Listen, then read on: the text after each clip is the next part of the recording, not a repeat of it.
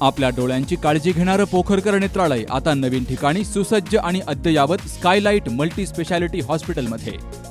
डोळ्यांचे विविध आजार, ऑपरेशन्स आणि उपचार आता एकाच ठिकाणी. मोतीबिंदू, काचबिंदू आणि medical retina specialist doctor Santosh Kishor Pokharkar करणार आपल्या डोळ्यांच्या सर्व समस्यांचं परिपूर्ण समाधान. ठिकाण स्कायलाइट मल्टी स्पेशालिटी हॉस्पिटल, देवाचा मळा, बालाजी अपार्टमेंट जवळ, संगमनेर.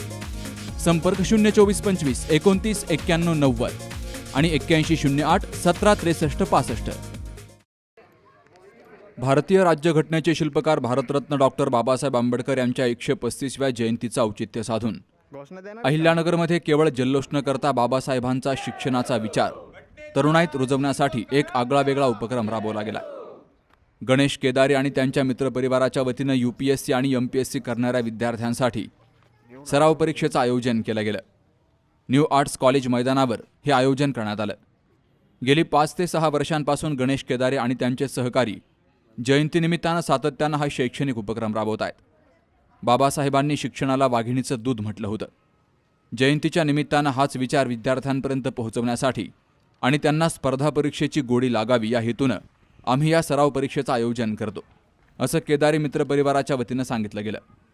विश्वरत्न, भारतरत्न डॉक्टर बाबासाहेब आंबेडकर यांच्या 135व्या जयंतीनिमित्त ज्यांनी या भारतामध्ये शिक्षणाबद्दल सर्व गोष्टी अगदी मनापासून सर्व लोकांपर्यंत पोहोचवण्याचं काम केलं.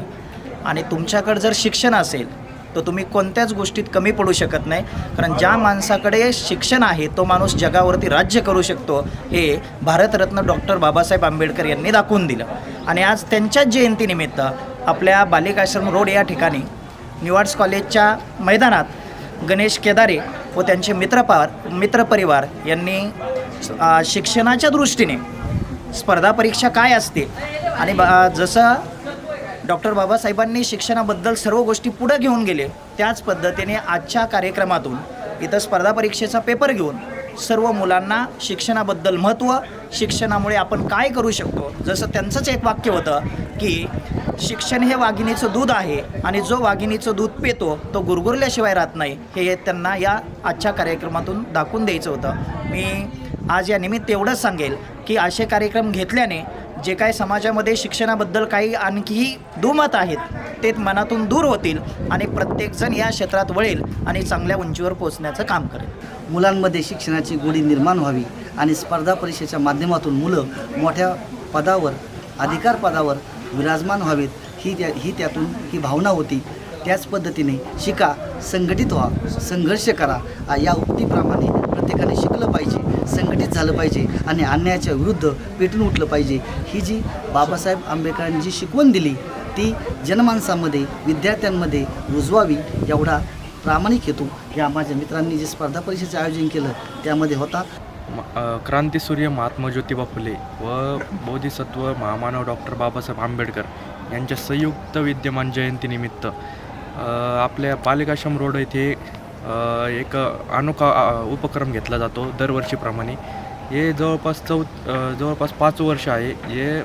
हे उपक्रम असा असतो की जे आपले बालिकाश्रम रोडवरील जे पोलीस भरती करणारे विद्यार्थी आहेत, जे MPSC UPSCचे जे विद्यार्थी आहेत त्यांच्यासाठी आपण मॅरेथॉन स्पर्धा व सराव पेपर घेण्यात येतो. हा उपक्रम हे येणाऱ्या युवा पिढींसाठी एक आदर्श म्हणून आपण ही जयंती साजरी केली जाते. तसेच आमचे जे आयोजक आहेत जे गणेश केदारे हे दरवर्षीप्रमाणे हे विद्यार्थ्यांना असेच मार्गदर्शन करतात. त्यांचे मी आभार मानतो.